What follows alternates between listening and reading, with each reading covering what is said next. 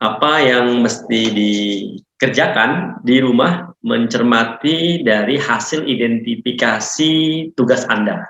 Ya, saya coba share screen dulu ya, karena ini berkaitan dengan analisa. Ya, di materi kali ini kita bicara tentang yang namanya analisa ya, di mana memahami Kesmas, ya ini banyak sekali analisanya. Ya, ini contoh dari teman kalian ya, miliknya si Abu. Nah, di sini semestinya di dalam tabel ini diisi ya, diisi nih misalnya Bapak ya pernah penyakit menularnya apa? Pernah opname, berarti kan biasanya ada diagnosa medis nih, pernah sakit apa? Ada beberapa penyakit yang pernah diderita dulunya, misalnya ada tipes mungkin, TBC mungkin, ada pernah kena diare mungkin, ada pernah kena ISPA mungkin. Kalau tidak ada diagnosa medis, berarti yang diisi adalah keluhan kesehatannya. Ya, artinya pernah sakit apa nih, pernah mengeluh apa? Oh ya, sering flu seperti itu. Nah, kalau tidak ada, nah ini yang jadi pertanyaan. Nah, di sini tentang yang namanya resiko, di sini adalah kejelian Anda. Ya, kejelian Anda untuk mengetahui ayah Anda ini punya masalah nggak ke depannya. Ya, kenapa? Ya jangan sampai tunggu sakit baru Anda tahu. Kalau sudah sakit baru tahu ya ini jadi masalah. Kenapa? Berarti upaya pencegahan yang kemarin sudah disampaikan ini tidak diterapkan. Ya, sama dengan PTM. Penyakit tidak menularnya seperti apa? Kemudian Ibu Pak, bagaimana? Sama. Ya, ada pertanyaan nggak? Boleh ngejelaskan nggak, Pak? Untuk analisa status kesehatannya itu ada saya jelaskan di bagian tabel ke bawah, Pak. Soalnya ini kan ada 2 kali gitu, nah analisa statusnya. Nah, di sini yang tabel di bawah. Oke. Yang ini kan? Yang tabel di bawah. Saya kira cuma dikasih bintang, dan dijelaskan Pak untuk penjelasannya sekitar lebih spesifik di bagian bawah ini, Pak. Yang ini kan? Ini rencananya. Iya. Ya, yang di sini berbeda lagi. Kenapa? Ini sebenarnya adalah transfer pengetahuan dari saya ke Anda antara literatur dengan realita. Contoh begini, misalnya Bapak apa? Sakitnya flu misalnya. Nah, penyebab flu itu bukan kondisi cuaca loh. Lihat di literatur. Ya, penyebab flu apa sih? Flu itu virus, Pak. Ya kan? Penyebab literatur tuh ini gitu. Ya, kemudian faktor resikonya bukan bekerja sebagai buruh bangunan, bukan. Di literatur itu kan ada flu, faktor resikonya bla bla bla bla bla bla bla bla. Banyak kan? Nah, misalnya ada 10 nih ternyata dari faktor resikonya itu. Nah, cermati nih dari semua faktor resiko itu kan nggak semuanya pasti ada di rumah Anda. Nah, mana nih yang sering-sering Bapak Anda bikin, maksudnya gini, mana yang sih sering-sering dari faktor resiko itu yang sering diderita sama Bapak Anda? Oh, ternyata ini nih, terpapar dengan teman kerja. Nah, artinya kamu mau kasih tahu apa sih nanti upaya pencegahannya buat Bapak? Jangan sampai tertular lagi. Berarti terbalik, Pak ya? Berarti terbalik, Pak ya, di bagian faktor pencetus sama faktor risiko itu? Iya. Iya. Gitu ya. Untungnya dikoreksi sekarang, Pak. Ya, jadi tahu. Artinya gini, jadi ini masalah kesehatan tadi nih diambil dari yang pertama tadi nih, masalah kesehatan diambil dari sini. Ya, diagnosa medis kah, atau keluhan kesehatan, atau ada resiko kesehatan? Bisa, Pak. Kalau begini kan saya tahu ada gambaran, Pak, jadi bisa langsung direvisi. Oke, benar. Nah, jadi supaya tahu gini, karena gini, rasanya agak berat saya membagi ilmu Kesmas ini ke kalian tanpa learning by doing gitu. Nah, kalau gini kan kalian tahu nih, oh, Bapak saya nih berarti nanti kalau misalnya kerja, jangan lupa pakai masker. Kan begitu? Ya kan, supaya tidak terpapar teman yang kena flu kan? Ya, itu upaya pencegahannya. Terus yang kedua, berarti yang kedua nih, ya minimal harus menjaga stamina sama daya tahan tubuh nih. Ya, daya tahan tubuh supaya apa? Supaya tidak mudah jatuh sakit. Terus yang ketiga nih, kalau misalnya ngelihat dari makanan Bapak ini yang kayaknya kurang, nah kan sebenarnya kan makanan ini kan sesuai dengan standar kesehatan itu menu gizi seimbang, ya seimbang antara aktivitas dengan konsumsi makanan, ya kan, olahraga dengan asupan makanan, istirahat dengan asupan makanan. Jangan juga misalnya banyak kerjaannya tapi sedikit makannya, salah ini, ya. Atau banyak makannya sedikit pekerjaannya, salah juga, jadi obesitas jadinya, gitu. Ya, jadi harus sesuai. Ya, misalnya, oh Bapak ternyata bawa makanannya sedikit nih, ya, wah kayak apa caranya? Ya harus dilengkapi. Bisa, Pak. Oke, nah hal yang sama sama yang untuk penyakit tidak menularnya. Nah, yang di penyakit tidak menular, penyebabnya bukan ini. Penyakit tidak menular itu tidak ada penyebabnya. Ya, yang ada adalah faktor risikonya. Nah, yang paling sering ditemui gara-gara sakit hipertensinya apa di rumahmu? Oh, ikan asin, Pak. Nah, ikan asin ya udah gini aja. Kalau mau makan ikan asin, Bapak suka nih makan ikan asin. Artinya jangan langsung digoreng, direndam dulu nih. Direndam dulu untuk mengurangi kadar garam yang ada daripada ikan. Baru digoreng. Ya, jadi jangan langsung digoreng gitu. Nggak dicuci itu, jangan. Ya, direndam dulu nih untuk mengurangi kadar garamnya. Sehingga apa yang dimakan ya tetap ikan asin tapi tidak terlalu asin karena kadar garam sudah berkurang. Nah, misalnya merokok juga nih. Oh, ternyata merokok. Nah, merokok ya kurangi aja jumlah batang rokoknya atau jumlah bungkusnya dalam sehari. Ya, kalau misalnya bisa berhenti merokok ya alhamdulillah, kan begitu. Untuk penyebabnya itu nanti dimasukkan apa Pak? Kalau misalkan usia dan penyakit keturunan kalau PTM. Berarti dia aja Pak dikosongkannya. Iya, kalau PTM tidak ada penyebabnya. Berarti ya, dimasukkan ke faktor risiko aja nanti itu Pak ya. Betul. Nah, tapi baik, kalau Pak. boleh kembali ke literatur dulu. Lihat aja di Google nih. Faktor resiko hipertensi. Wah, tulis saja semuanya nih. Nah, dari situ ternyata ada nggak di rumah Anda? Oh, yang ada yang ini, yang ini, yang ini, yang ini gitu. Ya, Soalnya jadi saya coba cari dapatnya 2 itu, Pak. Apanya? Soalnya saya coba cari faktor risikonya itu biasa ada dapat 2 itu aja Pak, stres dan pola hidup. Nah, pola hidupnya enggak, itu banyak. mengkonsumsi ikan asin itu, Pak. Banyak. Saya ngambil 2 aja, Pak. Oke. Takut kebanyakan jangan ngambil gitu. 2. Gini maksud saya. Kalau kita ngambil 2, kalian akan mengabaikan faktor risiko yang lain. Itu berbahaya. Gitu. Berarti sebanyak aja Pak ya? Iya, sesuai dengan literatur. Ya, sebenarnya faktor risiko itu sesuai dengan literatur. Nah, faktor pencetusnya itu mana yang kamu temui bapakmu sering kumat gitu ya. Baik kita bisa cegah gitu ya. Jadi sebenarnya dari materi ini pelan-pelan kalian sudah mulai menjaga kesehatan keluarga. Ya, jadi pelan-pelan nih. Ya, memang tidak bisa langsung. Kalau misalnya kurang jelas, dengarkan lagi yang link yang kemarin ya, yang kemarin saya jelaskan nih. Ada yang kurang, ada yang tambahan ini, oh seperti ini gitu. Ya, bisa dipahami ya. Nah, ini namanya kalian sudah mulai belajar menganalisa, mengidentifikasi masalah, menganalisa. Ini ada masalah nggak ke depannya nanti? Ya, memang tidak mudah. Tapi dengan cara ini kalian jauh lebih mudah dong sebenarnya. Ya, misalnya dari faktor risiko yang ada ini ternyata sudah kalian list kan yang ada di rumah saya, yang ini Pak, ikan asin, kemudian yang ini ya banyak nih ya nih. Nah, sudah nih, sekarang berpikirlah bagaimana caranya mengurangi faktor resiko yang ada di rumah Anda itu tadi. Kalau tidak bisa mengurangi kuantitasnya, ya kualitasnya lah minimal. Ya, seperti contoh tadi, kalau makan ikan asinnya ikan asin ya yang besar ya, misalnya ikan asin ikan kembung misalnya. Nah, ini kan besar ukurannya. Ya, bagaimana cara misalnya mengkonsumsinya jangan banyak nih, dipotong-potong, ini berarti kan kuantitas. Kalau misalnya tadi yang saya bicarakan merendam dulu, itu mengurangi kualitasnya. Mengurangi kualitas asinnya, kualitas asin garamnya. Ya, jadi benar sekali ya, ini sudah ada beberapa yang sudah benar. Ya, jadi kita belajar menganalisa ini beda ya, tadi saya katakan bahwa tabel yang di sini beda dengan tabel yang di bawah. Tabel yang di bawah itu penjelasan untuk kalian tahu nih, masalah apa saja yang kalian temui di rumah Anda. Itu yang di tabel nomor 2 tadi. Saya anggap kalian sudah paham ya, baik ke ibu, ke kakak, ya, ke adik, paman, tante Anda ya, seperti itu. Ada analisa kependudukan ya, di sini ada tambahan saya ada alamat lengkap ya supaya tahu nih posisi rumahnya seperti apa. Ya, kenapa? Karena kalau lengkap alamatnya kita bisa coba cari, oh ternyata sudah ada nih petanya di sini dari Google Map-nya nih.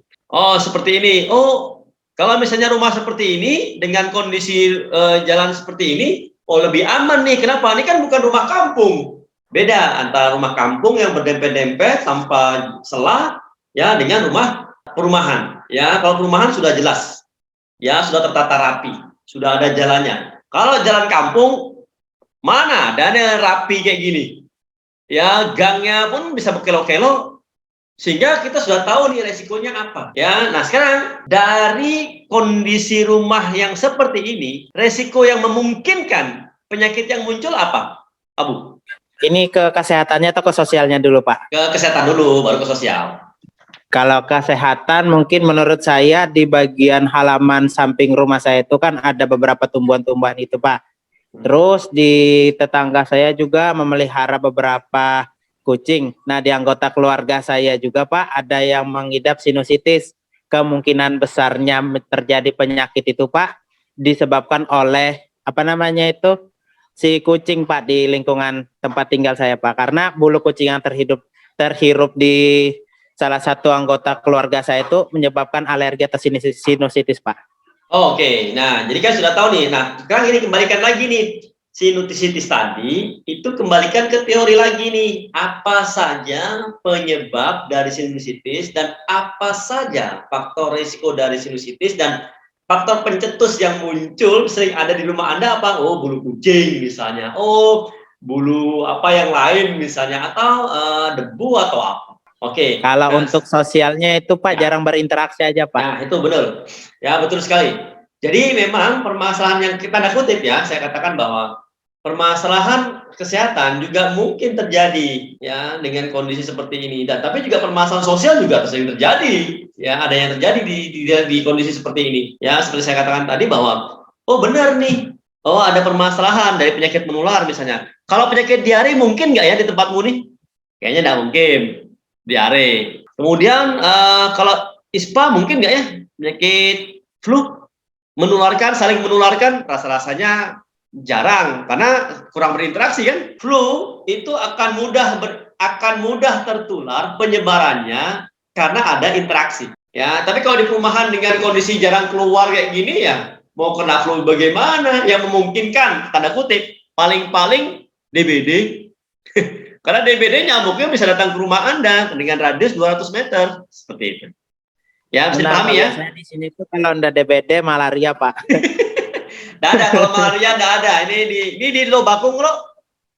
Ya, Lobakung, Pak. Waktu tinggal di apa namanya itu di Blok RA, ada beberapa rumah yang terkena malaria, menjangkit, Pak, ke beberapa. Oke. Blok RA kan tambahan kan yang ke arah sana dalam kan? Iya benar Pak, yang ada sungainya itu Pak sama genangan-genangan air. Ya, oke. Saya sering berinteraksi ke Blok O, blok depan-depan itu sambil jalan sama polsek. Ya, jadi artinya. Ya kalau di sana lagi Pak dia. Ya, yang di dalam-dalam itu saya belum tahu. Saya tahu beberapa memang masih ada kondisi hutan ya. Iya Pak. Oke. Oke. Ngerti. Artinya karena masih ada habitatnya si nyamuk Anopheles. Ya di hutan tadi nggak wajar kalau ada malaria, tapi kan nggak itu kan yang dulu ya, kalau sekarang mana ada lagi. Iya Pak, makanya saya nggak masukkan Pak. Oke. Jadi kalau sekarang sudah nggak ada lagi, yang ada paling full itu endemis DBD. Sudah paham ya teman-teman bahwa ini sudah belajar menganalisa loh. Oh bahwa kondisi lingkungan ini sudah bisa diperkirakan penyakitnya apa. Kalau bebuan sakit mah jarang juga di sini. Ada sih, cuma jarang ya, tidak sebanyak di Pramuka. Kalau di Pramuka itu lebih banyak karena lebih banyak mahasiswanya. Ya, banyak sakit mah. Ya, bisa dipahami ya. Nih, sudah mulai belajar menganalisa jadinya. Oke, ini sudah analisa kependudukan ya. Kemudian, nah ini apa yang sering fasilitas kesehatan apa yang sering dinikmati oleh keluarga Anda? Misalnya ke warung kah, ke warung beli obat sendiri, atau ke praktek perawat kah, atau ke praktek bidan, atau ke praktek dokter, atau ke puskesmasnya kah, atau ke rumah sakit, atau seperti apa? Nah itu penjelasan yang real. Ya di samping penjelasan bahwa pemerintah sudah menerapkan fasilitas pelayanan kesehatan, mulai dari rumah sakit tipe A, tipe B, tipe C, tipe D, puskesmas, ada klinik, balai pengobatan di tempat saya. Nah, seperti itu. Kalau di balai pengobatan nah sekarang coba cermati lagi nih. Ya. Ini kan fokusnya kan di analisa perilaku kesehatan kan fokusnya hanya COVID-19. Betul nggak? Ya, Pak, kalau untuk itu COVID-19. Ya, padahal level to known-nya ini itu berkaitan dengan yang di sini nah. Ini sebenarnya. Berarti masih nyambung itu Pak ya dengan tabel 1 dengan di bagian semua nyambung. Kenapa? Karena Bapak ini tahu nggak sih resiko kesehatan? Sebenarnya tahu Pak dia kayak bahaya merokok ini itu, tapi masih dilakukan Pak. Masalahnya di situ. Nah, ini kan berarti kan di sini jawabannya Bapak agak cuek dengan informasinya. Ah, Nah, itu tuh. iya, Iya saya kira kan? kan dikasih keterangan Nah, bukan mengenai tidak tahu kan? pengetahuan ini tuh. Ya, tapi agak cuek kan? Artinya tahu, tapi mengabaikan. Cuek itu mengabaikan. Gitu. Iya Pak. Ya. Nah, jadi menjelaskan lagi sebenarnya di sini supaya kita tahu bahwa nih Bapak nih butuh apa gitu nih. Paham ya? Iya Kalau Pak, ngeliat butuh masukan apa biar Bapak ini bisa berhenti betul, merokok ini itunya betul, atau mengurangin Pak ya? betul. Jadi minimal ada strategi-strateginya nanti kita akan diskusikan. Nah, Nah, di untuk strateginya pertemuan itu dijelaskan di table atau di tempat lain nanti Pak? di tempat lain, di Di tempat lain. tempat Ini kan lain di baru bagian analisis bawah itu situasi. kalau nggak salah ada Pak ya di bagian bawah itu yang Ada, pencegahan dengan nah ya, ada. di bagian situ ada apa Pak kalau saya masukkan Pak? Nggak apa-apa, nggak apa-apa. Nah, baik Pak. Soalnya Ya, saya nggak apa-apa. masukkan di situ bagian program PHBS saja Pak. Soalnya kan Nah, itu menyangkut kan dengan perilaku PHBS kan merokok itu. normatif. Iya Pak. Bahasa normatif PHBS itu umum. Tapi kan tiap-tiap orang kan beda-beda. Jangan samakan nanti. Misalnya bapak kamu sama adik umur disamakan ya nggak bisa, ya kan? Nanti saya coba analisis lagi Pak. Soalnya Ya, banyak yang keliru. Nggak ada anunya Pak. Contoh buat diteruskan apa itu pengerjaannya. Jadi ini bikin asal aja dulu Pak. Yang penting sesuai dengan kriteria di tugas betul, Bapak Pak. betul. Jadi ya ini saya agak kebingungan sebenarnya di awal kalau untuk mengajarkan kesmas gitu loh. Tapi dengan cara ini saya rasa akan lebih memudahkan Anda, minimal Anda betul-betul paham nih. Wah, nggak bisa nih kalau Bapak tuh kayak gini nih, ya bisa nih. Mau kita kasih tahu lewat ibu, berantem. Kan begitu. Ya, kalau lewat kakak gimana nih? Ya, kalau misalnya wah ada tetangga nggak ya? Bisa misalnya ngundang dari petugas puskesmas, teman di petugas puskesmas misalnya, undang ke rumah cerita dia ini ada bapak, wah pas banget nih. Ngerti ya? Nah, itu nanti bicara Ya tentang Pak. strategi. Ya, ini baru kita Boleh menganalisa nanya dulu. nggak Pak? Untuk penentuan angka di level to non itu kayak mana Pak ya pengukurannya Pak? Levelnya 1 butuh informasi. 1 tuh belum tahu, artinya butuh informasi. 10, ya ini sudah tahu banget gitu. Contoh misalnya, tentang kesehatan. Ya, levelnya dokter spesialis ya di level 9 dong. Betul nggak? Ya Pak. Nah kalau tahu bagian penentuan angkanya ini berarti lebih mudah untuk memberikan penjelasan di keterangan Pak. Soalnya kemarin nggak Betul. tahu Pak. Oke, Jadi nggak asal apa, aja kan nggak kasih paham. angka ini tuh. Jadi kan level 1 kan butuh pengetahuan. Ya, butuh informasi lebih lanjut. Ya, nomor 10 itu ya bubuhan dokter spesialisan sama profesoran itu loh, yang paham tentang kesehatan itu gitu, paham ya? Paham Pak, paham. Nah, ini kalau misalnya ibu angka 8, berarti mengerti sekali nih. Cuma permasalahannya saya anggap, ini permasalahan yang dibahas cuma masalah COVID-19. Padahal maksudnya di sini nih, level to known-nya, ya, PM sama PTM-nya bagaimana? Iya Pak. Nah di situ keliru juga Pak. Soalnya kan kita nggak tahu sama sekali Oke, nggak apa-apa. alurnya gini Nggak apa. apa. Jadi artinya kalau sudah kita tahu, ya kalau butuh informasi, kita nanti bisa cari cara nih ngobrolnya seperti apa. Misalnya kirim link kah tentang kesehatan atau apa, kan cocok gitu loh, sesuai dengan analisa kita. Oke, ini bicara tentang yang namanya analisa, memang mudah-mudah gampang ya, mudah-mudah gampang ya, mudah-mudah sulit. Bukan mudah-mudah gampang, mudah-mudah sulit ya. Ya mudah kalau disenangi, sulit kalau nggak disenangi ya. Tapi kalau disenangi pasti gampang ya. Nah, sama juga nih contoh nih. Ini contoh nih. Bagaimana pengetahuan penduduk di wilayah tempat tinggal Anda nih?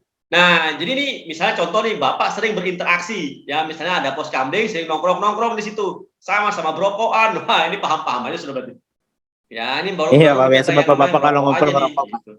Betul. Jadi artinya apakah ada potensi-potensi resiko penularan penyakit di tempat Anda? Ya, dari tempat interaksi mungkin seperti itu. Sikapnya bagaimana nih? Ya, memang beda-beda nih sikap-sikap orang nih. Kan ada yang cuek, ada yang ini kan gitu. Cuma sebagian besar tuh seperti apa? Contoh misalnya, di tempatmu kan jarang gotong royong kan? Jarang Pak, masing-masing biasanya kalau membersihkan halaman atau ngangkat parit itu masing-masing dia Pak. Ya itu kan semestinya ya sikap mengenai masalah kesehatan ini kan ditanggulangi bersama gitu loh. Iya, Pak. Iya kan?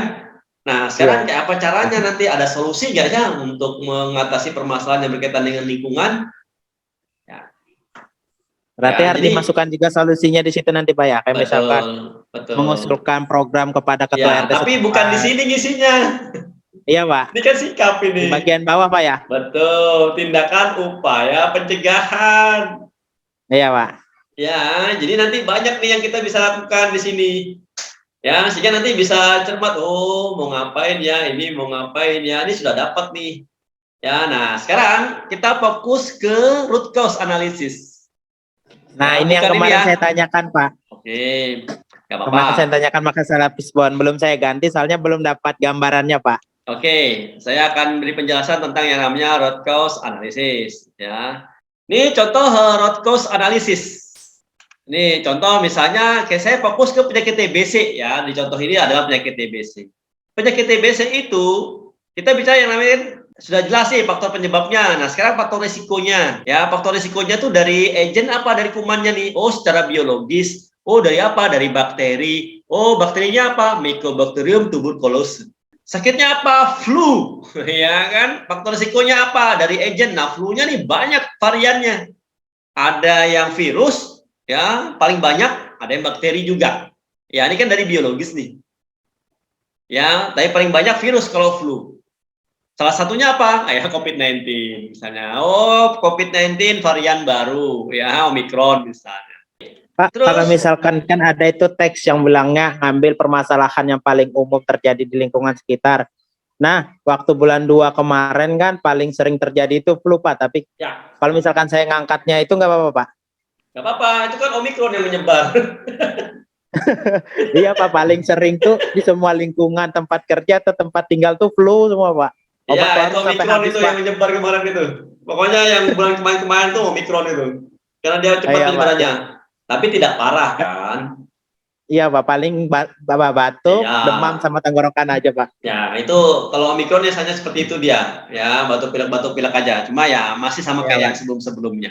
Oke, nah kemudian faktor risiko dari siapa? Dari hostnya. Ya, karakteristiknya gimana nih? Dari umur bagaimana, ada risiko enggak? Jenis kelaminnya ada risiko enggak? Pekerjaan, status sosial ekonomi, tingkat pendidikannya, ya, status gizinya bagaimana, status imunisasinya bagaimana, status maritalnya, perkawinannya seperti apa. Ya, kemudian ada riwayat kesehatan misalnya. Riwayat penyakit, penyakit seperti yang lain apa yang berkaitan dengan ini misalnya. Oh, ada HIV misalnya kalau TBC misalnya. Kemudian di sini ada faktor risiko dari hostnya adalah status kesehatan. Status kesehatan sudah pernah vaksin belum vaksinnya? Ya, yang berkaitan dengan TBC kan vaksin BCG. Ya, atau pasien-pasien yang lainnya. Nah, kemudian lihat juga tentang perilakunya. Perilakunya bagaimana? Pengetahuannya, level to know-nya gimana? Sikapnya seperti apa? Tindakannya bagaimana? Ini berkaitan dengan PHBS.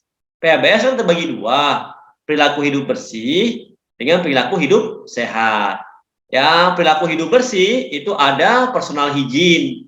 Ya, di sini personal hygiene misalnya, oh, kebiasaan mencuci tangan, kebiasaan mandi, ya, cara batuk, ya, bukan cara batuk sembarangan, ya kan sudah diajarkan tuh. Ya, kemudian kebiasaan mencuci pakaian, kebiasaan penggunaan alat mandi. Ini untuk personal hygiene. Ya, kalau hygiene sanitasi ini berkaitan dengan kebersihan tempat memasak, kebersihan alat makan, kebersihan tempat makan, kebersihan tempat tidur, bla bla bla yang lain. Kebersihan rumah itu hygiene sanitasi. Contoh ini, wah kena flu-nya gara-gara apa? Gara-gara debu atau bulu kucing? Kan beda. Ya, kalau misalnya debu, ya ini berarti kan kebersihan rumah nih. Nah, kebersihan rumah apa nih? Ya, menyapu rajin pagi sore sama ngepel misalnya kan. Ya, supaya apa? Kalau ngepel lantai kan beda lagi nih. Pak, sudah dipel ternyata tidak masih banyak debunya. Nah, ini berarti apakah permasalahan karena rumah pinggir jalan atau karena eh, salah salah ngepel lantainya. Ada standarnya loh ngepel lantai itu. Kami diajari waktu di rumah sakit bagaimana caranya ngepel lantai yang baik dan benar. Ya, terus bagaimana dengan perilaku hidup sehat nih? Oh, secara fisik dari pola makan sama gaya hidup. Pola makan itu misalnya jenis makanan yang diminum, yang dikonsumsi apakah sesuai dengan kebutuhan tubuh. Jumlah makanannya sesuai nggak dengan kebutuhan tubuh. Terus kecukupan gizinya diperhatikan atau tidak? Ya, itu untuk pola makan. Kalau gaya hidup itu ada waktu istirahat kurang, misalnya aktivitas merokok, olahraga, begitu. Ya, ini namanya root cause analysis. Ingin bertanya Pak, yang Ya. root cause analisis ini dimasukkan juga Pak? Oh iya, pengganti fishbone-nya si Abu tadi deh. Itu Iya, Pak. di bagian mana ya Pak? Ya, ini kan si Abu kan nulisnya ini nih. Ya memang. Sama metode Carl dia Pak, saya kira sama dengan Ya, beda. podcast itu. Itu nanti ya, kalau di dalam 100 solusi kita tetap gunakan. Ya, Iya, Pak. untuk solusinya. Soalnya biasa saya pelajarin dua itu Pak, metode Carl, fishbone atau USG Pak. Oh ya, sip. Saya kira sama kasusnya, ternyata beda. Beda jauh. Iya Pak. Ya, Soalnya masih ada root cause masalah-masalahnya gitu kan, kira Ya. sama gitu. Sebenarnya yang Carl ya, fishbone sama Carl itu tetap digunakan ya, tapi bukan Ya, Pak. bukan pada saat ini ya. Saya Ya. akan share di sini nih. Ya, yang di 100 solusi tetap digunakan kok ya. Cuma kalian tidak belajar itu penuh di sini. Nah, tentang Carl dan ini fishbone ya tadi ya, bentuk-bentuk fishbone, pencegahan sebelum sakit. Sebenarnya banyak, jadi ilmunya ini banyak sebenarnya. Ini contoh-contoh ya tadi ya. Saya mau sampaikan ini dengan harapan supaya kalian bisa memahami. Ya nggak mungkin kalian langsung paham 100%, ya berat sih gitu. Cuma sambil berjalan gitu, karena ilmunya ini nggak akan bisa putus selama kalian memang suka kesehatan dan melakukan upaya pencegahan di keluarga. Ilmunya nggak akan putus, malah kan makin bertambah. Ya contoh nih, misalnya di fishbone tadi, ini target hostnya apa? Individu sehat. Siapa nih di rumah nih? Ini ya. Ini individu yang memahami DBD. Ini contoh-contoh aja ya, contoh-contoh ya. Jadi artinya kalau misalnya adik kalian, Abu ada adiknya kah? Berapa tahun? Saya nggak punya adik Pak, tapi punya ponakan Pak. Oke, keponakan berapa tahun? Umur masuk 6 Pak. Oke, berarti dia masuk kategori anak-anak. Nah sekarang bicara tentang yang namanya anak-anak, apakah anak-anak paham tentang masalah kesehatan? Belum. Kan gitu. Ya, nah sekarang apakah ilmunya sama yang mau kita kasih tahukan ke bapak sama si keponakan? Beda Pak. Ya beda. Nah sekarang kalau misalnya topiknya sama, apakah cara memberitahunya sama atau berbeda? Berbeda Pak. Kalau misalkan ke anak-anak itu lebih ke ilustrasi, terus ada instrumennya lagi buat anunya, pemahaman mereka. Ya betul sekali. Jadi memang nggak bisa dipukul rata. Kita mau ngajarin COVID ke bapak, ke ibu, ke kakak, sama keponakan kita yang umur 6 tahun, jangan sama. Nggak bisa pakai pokok harus umur 6 tahun. Oh kamu harus pakai cuci tangan, kamu harus, nggak bisa. Ya harus disesuaikan dengan usianya. Ya seperti itu. Nah hal yang sama, jadi pembelajaran ini, di dalam pembelajaran Kesmas ini sebenarnya untuk latihan kalian, persiapan sebelum kalian berkeluarga. Kalau ada kaitannya dengan permasalahan kesehatan di dalam sebuah keluarga, itu pasti urusannya yang tadi tugas ini. Ya, saya rasa akan jauh lebih memahami nanti ya setelah kalian berkeluarga. Ya, setelah oh iya ya ingat pelajarnya Pak Sis ya gitu ya. Oke ya. Ya, nah tadi saya singgung tentang Carl ya. Saya akan tunjukkan ya. Nah ini, jadi di sini ini kakak USG ya. Kalau USG sudah pernah dengar urgensi, seriously and growth? Udah pernah maka itu Pak, waktu ikut pemberdayaan teman saya Pak, ngebantu itu. Oke, nah di sini akan lebih jelas ya. Ya. Nah, terus ada yang namanya Carl. Carl itu kami gunakan untuk solusi, ya, untuk solusi. Nah, ini ada man, money, method, material, mesin, market. Ya. Carl. Nah, di sini Carl. Nih Carl. Cuma ada tambahannya. Ada low cost, high impact, and continuous. Ya, begitu. Ya, ini ada di 100 solusi. Cuma tugas kalian tidak sampai ke sini ya, muntah-muntah nanti. Ya, yang penting kalian tahu aja bahwa kami di sini sudah menggabungkan antara ilmu kesehatan, ya, ideologi politik, ekonomi, sosial, budaya, hankam, ya. Jadi masalah sosial pun sudah kami gabungkan juga di sini. Ya, seperti itu. Jadi memang tentang root cause analysis saya rasa sudah cukup jelas ya tentang root cause analysis.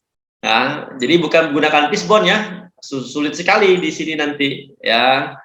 Nah, di sini saya rasa sudah cukup jelas ya, berkaitan tadi juga ini sudah saya jelaskan juga ya tabel yang kedua ya. Terus di sini memang mentoknya dari ilmu ini adalah nih ya membuat skema upaya pencegahan ya. Jadi ke Bapak nggak bisa nih asal-asalan aja nih gitu. Ya, advokasinya ke siapa? Advokasi ini berarti kita memberdayakan orang yang lebih ya, misalnya peer and above. Artinya peer itu setara dengan Bapak, misalnya yang Bapak merokok nih. Bapak merokok yang sudah berhenti itu boleh nih dijadikan tempat advokasi diberdayakan untuk advokasi. Ya, kemudian ada tadi petugas puskesmas mungkin teman kalian ya itu bisa buat advokasi. Jadi orang yang lebih tahu ya kita mengadvokasi ke orang yang lebih tahu atau orang yang lebih berkuasa atau orang yang lebih berpengaruh ya seperti itu. Ya kalau pemberdayaan tadi kita bisa memberdayakan bagaimana menerapkan PHBS Juma ini seperti apa nih. Jadi misalnya kayak cara berhenti merokok tadi boleh nih diberdayakan. Ya setelah kita minta tolong untuk advokasi baru kita minta dia ya kita lakukan yang memberdayakan dia nih, minta tolong supaya bisa ngasih tahu Bapak. Nah, kalau misalnya ada peran serta ya memberikan contoh. Misalnya apa? Ya tidak merokok di rumah atau kalian tidak merokok. Ya, atau bagaimana caranya batuk ya, sesuai pokoknya belajarlah untuk kalian hidup sehat sendiri lah. Gitu. Ya, di sini transfer knowledge-nya begitu. Ya, jadi kalau misalkan juga oh iya ya, cara mencuci tangan, kalian tahu gak sih cara mencuci tangan? Ada cuci tangan biasa. Ya, ada cuci tangan bersih, ada cuci tangan steril. Kalian tahu nggak ada tiga macam cara cuci tangan? Saya tahunya kalau nggak salah cuci tangan itu ada 6 atau 5 langkah itu, Pak. Ya, bukan Karena langkahnya. Ada 3 jenis cuci tangan. Kalau jenisnya belum tahu, Pak, yang bersih. Kalau misalkan sepengetahuan saya, Pak ya, kalau misalkan cuci tangan itu ada 2 jenis. Untuk penggunaannya kayak hand sanitizer dan cuci tangan pakai sabun itu, Pak. Untuk hand sanitizer kalau nggak salah itu lebih cepat dia Pak untuk gerakan-gerakan sama durasinya 15 sampai 30 detik. Untuk cuci tangan pakai sabun ya sampai 1 menit Pak paling lamanya Pak. Tapi untuk jenis-jenis kayak cuci tangan biasa, steril itu belum ada Pak. Dapat Pak infonya. Nah, cuci tangan biasa itu kalau orang lagi selamatan. Ada undangan selamatan, kalian makan, asal celup aja Pak ya. Ya, cuci tangan. Cuci tangan biasa, yang penting bisa buatan kan? Ya, Pak. Seperti itu. Nah, kemudian ada cuci tangan bersih ya, seperti yang diajarkan di prokes, protokol kesehatan. Tapi ada lagi kalau di ruang operasi itu kita gunakan yang namanya cuci tangan steril. Ya, jadi beda lagi ya seperti itu. Ya, ini yang penting tahu awam sama bersih aja udah cukup ya. Tidak usah sampai sterilan. Ya, jadi begitu ya setelah cuci tangan. Contoh lagi misalnya mandi. Ya, mandi. Ini mandi bersih sama mandi suci sama atau beda, Bu? Beda Pak, mandi bersih sama mandi suci. Kalau mandi suci itu mandi junub Pak. Ya. Ya. Mandi bersih. Nah ini yang jadi masalah adalah wajibnya. Apa yang wajib pada saat mandi bersih dan apa yang wajib pada saat mandi suci? Perbedaannya kok Pak? Iya. Yang wajib-wajib kalau mandi bersih itu kayak mandi biasa gitu Pak, yang sikat gigi, menggunakan sabun, keramas. Ini tuh, sedangkan kalau untuk suci atau junub itu kan sesuai syariat agamanya itu Pak, niat, wudhu, terus sama lagi ikuti langkah-langkah sunnah-sunnah Nabi Pak, seperti itu Pak. Ya, oke. Yang poin utama dulu. Kalau untuk mandi suci, jauhkan dulu alat pembersihnya. Ya, sabun dan teman-temannya. Ya, yang penting yang utama dulu adalah basahi dulu sekujur tubuh tanpa terkecuali. Setelah itu baru disabuni. Ya, jadi artinya wajibnya dulu adalah air, ya mengalir di sekujur tubuh. Ya, nah kalau mandi bersih beda lagi, nggak apa-apa nih, ya langsung masuk bathtub dengan sabun nggak apa-apa kalau mandi bersih. Tapi kalau mandi sucinya beda lagi ya. Ya, seperti itu maksudnya. Nah, jadi memang perilaku hidup ini, Kesmas ini sudah kalian jalankan di rumah sebenarnya. Hanya tinggal kembalikan ke track yang benar. Saya mencoba untuk mengajak kalian ke jalan yang benar. Ya, bagaimana hidup bersih dan sehat. Ya, seperti itu. Kalian dulu. Ya, setelah kalian baru ya orang tua, ya saudara, seperti itu. Bisa Pak, dan terima kasih juga untuk informasinya Pak yang baru saya ketahui juga dari info-info Bapak. Mungkin Oke. secepatnya saya perbaikin lagi dengan spesifik lagi lah Pak, saya jabarkan. Ya, terima kasih nih berinisiatif untuk mengirimkan ya. Ya, jadi kalau kayak gini kan nggak ada contoh nih. Kalau sudah kayak gini sudah ada contoh bahwa oh cara mengerjakan itu seperti itu ya. Jadi sebenarnya relate-nya begini sih. Intinya cuma satu, saya coba mengajak kalian sudah mulai bisa belajar mengidentifikasi masalah. Ada potensi masalah kesehatan nggak sih di rumah saya? Ya, penyakit menular sama penyakit tidak menular. Sharing nih sama HTB, ya artinya ini kan pola yang tidak tepat nih, pengisiannya tidak tepat Ya, kan? Ya, minta-minta, artinya ini kan isinya adalah masalah kesehatan yang ada, ya kan ya? Ya Pak. Ya, oke, HTB nanti ya sama Abu ya. Iya Pak, bisa aja nanti di grup mungkin bisa Ya, dikirimkan. boleh. Jadi nanti boleh Abu jadi jadi deh, asisten ya, asisten. Ya sudah paham banget ya. Kalau dari sini Pak, kemarin kan rada kurang ngerti. Jadi kalau dari untuk minggu ini, alhamdulillah sudah ada pemahaman Pak. Jadi udah nyicil Pak, ini udah tugasnya udah saya kerjain sedikit demi sedikit. Gambar juga sudah saya taruh di satu file gitu Pak, buat masukin di tugas nanti. Jadi untuk sementara ini Pak, alhamdulillah masih ngerti Pak. Oke. Gimana tanggapan keluarga mengenai tugas ini? Tanggapan keluarga ya kalau dari Bapak Pak ya senang aja Pak, sempat kaget sih dibilang ini tugas apa kan, Bapak sama Ibu taunya kan saya ambil pembangunan sosial Pak, jadi deket sangkut pautnya sama Kesmas, jadi makanya Bapak saya kaget, loh kan jurusannya Mbak bukan Kesmas tapi melainkan pembangunan sosial. Jadi ya saya jelaskan ini mata kuliah pilihan Pak, jadi Mbak juga penasaran sama mata kuliah ini, jadi ya saya ambil gitu loh Pak. Sempat kaget aja orang tua Pak. Dikira saya. Nah, terus gini, apa yang kamu sudah identifikasi di rumah? Masalah kesehatan apa yang sering muncul? Jadi gini, kan ada tingkatannya resiko PM sama PTM. Jadi di rumah kalian itu lebih sering permasalahan PM atau PTM? Kalau di rumah sih Pak, alhamdulillah Pak pada sehat semua sih Pak. Oh, alhamdulillah, syukurlah. Iya, kita di rumah ini Pak banyakin minum juga Pak. Jadi untuk sakit Pak ya palingan ini Pak kayak tunggu kayak musim hujan atau apa itu baru kita kayak down serumah Pak, karena memang nggak kuat dengan hawa yang tiba-tiba panas tiba-tiba hujan gitu loh Pak. Untuk masalah penyakit bawaan gitu Pak cuma orang tua aja Pak yang punya penyakit ini Pak. Apa sih kalau orang tua nggak bisa makan daging tuh Pak, asam urat Pak itu. Cuma bapakku aja sih Pak, yang lainnya alhamdulillah pada sehat Pak. Kalau gini, kalau misalnya cuacanya itu pancaroba, ya hujan panas, kalau kena flu itu cuma permasalahan stamina sama daya tahan tubuh.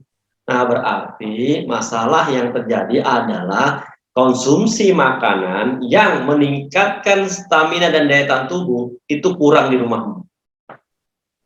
Iya Pak, mungkin pola makan juga sih Pak, karena kan di rumah juga memang biasa ya kayak misalnya khususnya adik saya Pak, biarpun hujan apa tetap dia minum es gitu Pak. Jadi stok es batu itu enggak pernah Pak, enggak pernah kosong gitu Pak, selalu ada di kulkas. Oke, gak apa-apa sih suka es batu nggak apa-apa. Tapi kalau boleh ditambahin begini, mau nggak minum es sehat? Es sehatnya itu apa Pak? Nah, berarti es sehatnya itu terserah, itu mulai dari vitamin, mineral, itu paling banyak pada buah dan sayur. Ya silahkan, mau di es juga nggak apa-apa. Ya misalnya bikin jus nih, es jus, nggak apa-apa. Esnya nggak apa-apa, tapi kan ada jusnya ini nih, jus buah macam-macam nih. Nah, carilah jus buah yang berwarna kekuningan. Kenapa? Karena warna kuning itu untuk meningkatkan daya tahan tubuh. Ingat, ada 5 macam warna loh, 5 macam warna. Nah ini tambahan saja ya buat kalian, tambahan ya. Kebetulan saya ada peraganya. Jadi begini, ya kalian mesti tahu bahwa 5 macam warna itu ada fungsinya semua. Jadi warna hijau itu ada fungsinya, warna ungu ada fungsinya, warna merah ada fungsinya, warna kuning ada fungsinya, warna putih ada fungsinya. Jadi semua buah dan sayur itu usahakan 5 macam warna karena masing-masing itu ada fungsinya. Begitu. Ya, nih contoh nih misalnya nih. Nah, oke. Sudah ada screenshot? Ya, jadi apa nih? Kalian screenshot saja. Jadi ada fungsinya loh warna putih itu, ya, ada fungsinya. Tulisannya enggak kelihatan, Pak, yang kecil-kecil itu. Ya, di screenshot aja dulu, baru nanti dipindahkan ke Word, baru digedein. Jadi, ada yang namanya makronutrisi, ada yang namanya mikronutrisi, ada yang namanya phytonutrisi. Nah, masing-masing itu ada sebenarnya. Oke, ini yang warna putih. Oke ya. Nah, sekarang ini yang warna kuning, yang untuk daya tahan tubuh tadi. Jadi, konsumsilah buah dan sayur yang berwarna kekuningan. Kenapa? Untuk daya tahan tubuh. Nah, ini yang warna kuning, silakan di screenshot. Terus yang warna merah. Yang warna merah pun ada fungsinya. Apa saja sih yang makan warnanya merah? Nah, ada disebutkan di sini. Sudah ada. Jadi artinya yang warna merah seperti salah satunya tomat misalnya. Jadi harus belajar untuk mengatur pola makan, pola konsumsi yang sehat. Terus yang berwarna ungu. Jadi warna ungu ini ada fungsinya loh. Ya, seperti terong ya, terong ungu itu ada fungsinya, nggak asal dia. Jadi kalau boleh makannya variasi buah dan sayur. Nah, yang terakhir yang warna hijau. Nah, yang warna hijau kan paling banyak di pasar. Kita bersama belajar nih bagaimana caranya pola makan yang sehat. Ya, PHBS itu bukan cuma pola hidup bersih dan sehat ya. Pola hidup bersih jelas. Ya, bersih personal hygiene Anda, bersih diri. Ya, kemudian bersih kondisi rumah, fasilitas rumah, ya, lingkungan rumah. Ya, lingkungan itu bersih. Ya, kemudian ada yang namanya pola hidup sehat. Sehat apa nih? Sehat makanan. Ya, salah satunya ya dietary habit, kebiasaan pola makan yang sehat, healthy dietary habit. Pola minum yang sehat. Ya, kemudian apalagi nih? Ya, gaya hidup yang sehat. Ya, gaya hidup yang sehat itu mulai dari aktivitas, olahraga, istirahat. Nah, aktivitasnya apa nih? Ya, aktivitas berkaitan dengan aktivitas fisik, aktivitas psikologis, aktivitas mental, aktivitas sosial, aktivitas spiritual, itu masuk di dalamnya. Ya, jadi banyak ya yang bisa kita pelajari bagaimana hidup sehat. Ya, memang sekarang ini kan hampir rata-rata tiap diri kita itu menstandarkan sehat sesuai dengan pengetahuan yang apakah itu standar? Belum. Kalian belum punya pengetahuan yang standar ya, tapi minimal di pelajaran ini, di materi ini kita mulai belajar nih, oh ada standarkah ya tentang sehat itu. Nah, ini yang harapannya nanti kita akan jadikan standar semua nih. Oh, misalnya contoh tata letak lemari di rumah, di kamar. Apakah ini mengganggu sirkulasi udara atau tidak? Ya, kalau misalnya mengganggu sirkulasi nih tata letaknya tidak sehat berarti. Ya, kemudian jendela sering dibuka atau enggak? Kalau nggak sering dibuka, ya ini jadi masalah gitu. Kenapa? Sirkulasinya nggak lancar. Seperti yang saya bilang kemarin di kelas kan, apakah ruangan ini sehat? Enggak, saya bilang. Ya kenapa? Ya karena sirkulasinya nggak lancar. Karena AC pun itu hanya pendingin udara, bukan pengatur sirkulasi udara. Saya rasa nih sudah boleh belajar menganalisa ya. Ya, kalau mau menganalisa, ini kan baru analisa tentang masalah kesehatan saja nih. Belum analisa yang lain, belum berkaitan dengan analisa secara ideologi, analisa politik, ekonomi, sosial, budaya, Hankamkes, itu belum, nih masih fokus untuk sehatnya Anda dan keluarga. Ya, kalau menganalisa banyak sekali. Ya, analisa sudah saya ajarkan di tatap muka di offline, bahwa kita melihat di permasalahan, jangan pernah hanya melihat dari satu sisi. lihatlah dari semua sisi. Ya, selaksana sebuah kubus, layaknya sebuah kubus, lihat dari kiri kanan, atas bawah, muka belakang, sudut-sudutnya pun bisa dicermati. Oke ya.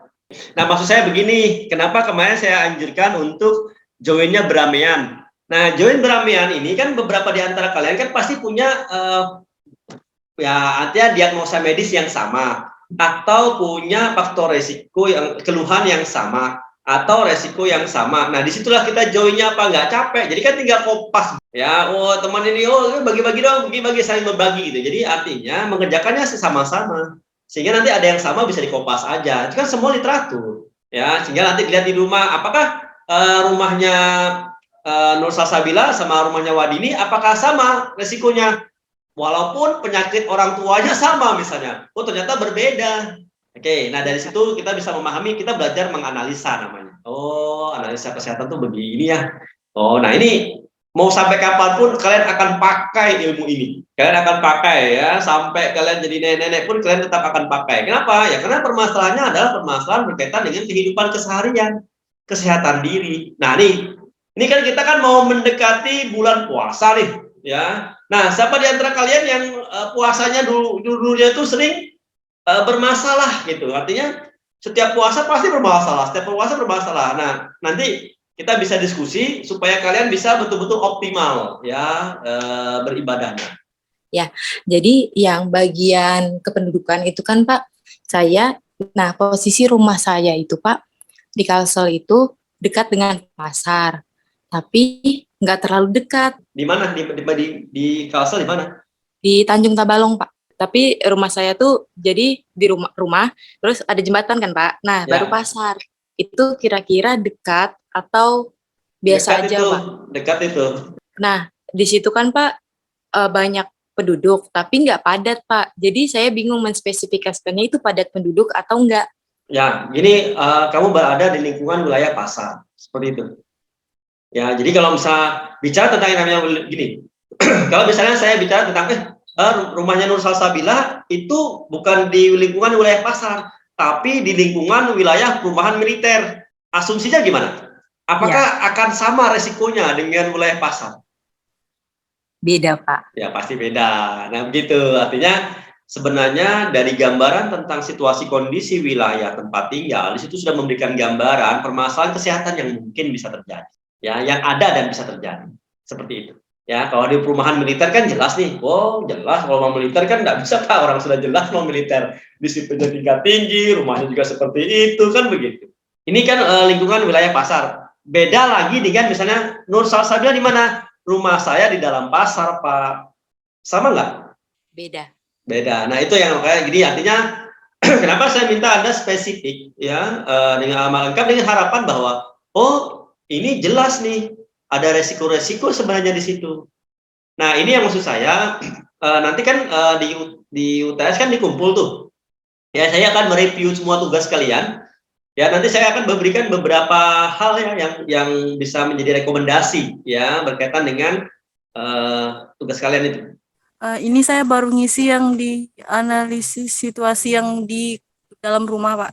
Yang awalnya saya kira tuh yang diagnosa medis ini nih maksudnya kayak penyakit ini dalam istilah medis tuh gimana, tapi ternyata saya salah. Ternyata di situ tuh kayak semisal kita pernah dirawat baru ada diagnosa medisnya, tapi semisal kita belum pernah dirawat itu hanya keluhan kesehatannya saja. Ya. Dan di sini saya mau menanyakan Pak, ini kan saya sempat cari di Google kalau saya tipes ini apakah termasuk penyakit menular? Untuk keluhan kesehatan infeksi dan penyakit menular. Jadi itu untuk keluhan kesehatannya tuh ini kan saya pernah kena tipes waktu itu kelas 3 SMP, Pak. Jadi itu saya buat di sini tuh untuk keluhan kesehatannya tuh saya tuh kena tipes itu karena dibilang sama dokter itu karena kecapean. Di diagnosa medis itu sudah jelas faktor resiko dari tipes abdominalis itu adalah dari makanan, foodborne disease, penyakit menular dari makanan. Jadi makanan-makanan yang mengandung Salmonella typhi. Nah, makanan-makanan seperti apa? Ya, makanan-makanan itu biasanya makanan-makanan yang basah, ya, makanan-makanan basah dan makanan-makanan basah yang sudah ada kumannya, Salmonella typhi tadi. Salah satu contoh misalnya yang paling sering adalah amparan tatak. Nah, amparan tatak itu kan ada yang masih baru dengan yang sudah agak lamaan, yang sudah tampak berlendir. Bisa kelihatan ya, bisa ngeliat ya kalau misalnya amparan tatak itu yang masih yang baik sama yang sudah berlendir. Bisa, Pak. Iya. Bisa ya. Nah, jadi kalau makanan-makanan yang basah yang sudah berlendir itu sudah ada kumannya berarti. Hal yang sama kalau makanan kering yang sudah berjamur itu ada kumannya gitu. Nah, jadi artinya jangan salah menafsir. Ya, makanya kenapa saya minta kalian kembali ke literatur supaya kalian tidak salah asuhan. Gitu. Kalau di dalam literatur kan jelas sanadnya. Oh, penyakit tipes itu penyebabnya ini, faktor risikonya ini. Faktor risikonya seperti ini. Kalau asam urat, oh, faktor risikonya ini. Karena asam urat tidak ada faktor penyebab. Ya, dia langsung ke faktor risiko. Oh, faktor risikonya ini. Wah, banyak sekali tinggi purin. Nah, salah satu tinggi purin adalah makanan golongan kacangan, apapun kacangnya. Entah itu kacang tanah, kacang kedelai, kacang kape, kacang macam-macam. Ya, pokoknya golongan kacang-kacangan dan olahan kacang-kacangan. Seperti kacang kedelai ada tempe, tahu, ya macam-macam. Ya, kacang-kacangan. Dan sayuran yang berwarna hijau tua. Ya, seperti golongan katu, bayam, ya seperti itu, sawi, kangkung. Ya, golongan yang berwarna hijau tua itu kandungan purinnya tinggi.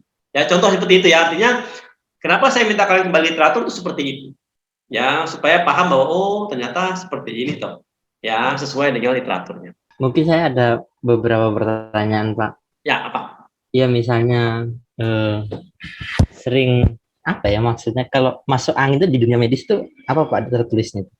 Itu biasanya hanya keluhan, namanya sakit kembung. Ya, keluhannya apa? Sakit kembung. Ya, kembung. Ya, masuk angin. Ya, seperti Jadi itu. Kalau di medis itu termasuk penyakit. Belum. Ya, belum diagnosa medis dia. Iya, Pak. Nah, itu masuk itu gejala. saya Kalau di bingung. dalam medis namanya gejala. Ya. Karena di keluarga saya yang paling sering itu, Pak. Pernah nonton film India nggak? Artis India yang cewek itu kan hampir rata-rata perutnya kelihatan, kan betul nggak? Kenapa dia tidak mudah sakit kembung? Kenapa kita yang sudah baju tutup sering masuk angin? Ya, karena asupan makanan. Kalau lambat makan, ya angin duluan masuk. Kalau makannya full, angin tidak bisa masuk. Ya, oke. Nah, kalau di rumahmu itu biasanya sering, berarti ada jeda waktu sehingga lambung itu kosong. Nah, berarti harusnya ikuti standar WHO, 6 kali makan. Kalau 6 kali makan nggak akan masuk angin. 6 kali makan, Pak. Oh iya, standar WHO ya. Udah tahu, Pak. Ada breakfast, ada tea break, ada lunch, ada coffee break, ada dinner, ada supper. 6 kali makan. Ya, kalau 6 kali makan nggak akan masuk angin. Ya, coba deh diterapkan di rumah. Ya, masuk angin cuma gara-gara perut kosong ya. Oke, kalau bisa jangan delay ya, jangan delay mengerjakannya. Keluhan saya kok sebenarnya ini aja Pak, apa namanya, meminta orang rumah untuk foto. Kan saya lagi di Samarinda nih, mau fokus ke ini aja kan, apa namanya, rumah saya yang di Bontang aja. Karena kalau kosan agak ribet untuk ini ya, mendatanya. Ya, memang rumah. Iya. Ya, minta foto, ada adik ya? Ada Pak, cuman apa ya, kan adik saya juga kuliah sekolah kelas 2, jadi waktunya ada susah. Itu aja sih Pak keluhan saya. Ya sudah, maklum 2 sedang lah ya kan. Ya. Saya mau ini, tadi kan Bapak ada share soal ini file skema root cause, itu nanti ada di share nggak Pak? Oh ada. Yang di bagian D sih Pak mau nanya, itu dibuat tabel kah atau tulis biasa Pak? Tentang ini Pak, analisa perilaku kesehatan di keluarga Anda. Nah, ini diisi ya, tapi bukan ini. Yang ini tidak tepat. Ya, tadi sudah saya jelaskan bahwa di sini level to noun-nya berkaitan dengan yang di sini, jawaban yang di sini. Ya, pemasan diagnosa medisnya apa? Artinya begini, Bapak Anda, Ibu Anda, kakak Anda, adik Anda tahu nggak sih dengan permasalahan kesehatannya? Ya, kalau dia sudah pernah sakit, ada diagnosa medisnya. Kalau dia tidak pernah sakit, ada keluhan kesehatannya. Kalau tidak pernah sakit, mungkin paham tentang yang namanya risiko kesehatan. Nah, perilakunya bagaimana? Apakah bisa melakukan upaya pencegahan atau enggak? Itu diisi, yang keterangannya diisi kayak gimana itu, Pak? Nah, yang keterangannya itu diisi tentang misalnya ada resiko-resiko yang ditemui, misalnya apa? Ya, resiko apa yang ditemui sama keluarga? Ya, contoh misalnya bapak nih, bapak sama ibu, oh suka sekali makan coto Makassar misalnya, atau suka sekali makan yang kandungan lemaknya tinggi. Ya, ini kan beresiko dengan kolesterol. Ya, seperti itu. Nah, ini kan bisa beresiko penyakit stroke sama jantung. Nah, ini kita cegah. Ya, saya akhiri. Assalamualaikum warahmatullahi wabarakatuh. Salam sehat, selalu minum 2 liter sehari dan 1000 langkah.